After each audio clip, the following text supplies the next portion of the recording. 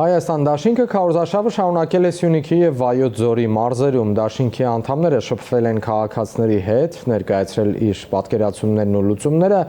Ռոբերտ Քոչարյանը լրագրողների հետ զրույցում անդրադարձել է Հայաստանի արտաքին քաղաքականությանը, նշելով, որ Հայաստանը չի կարող միաժամանակ անդամակցել և Եվրամիությանը, և ԵԱՏՄ-ին։ Ընդգծել է, որ Ռուսաստանի պես գերտերության հետ այդ լեզվով չի կարելի խոսել։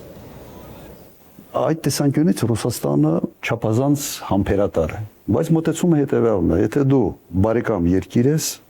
ուրեմն քո հետ մեկ առևտրային ռեժիմների մեջ կարող ենք լինել։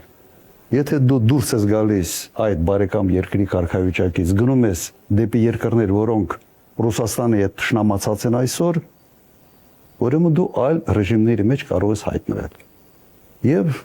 սրա մասին իրենք ասում էին, սա բան չէ, հանկարծակի չէ։ Առնվազն վերջի 2 ամսվա ընթացքում Ռուսաստանի պաշտոնյաները անընդհատ դա հուշում են։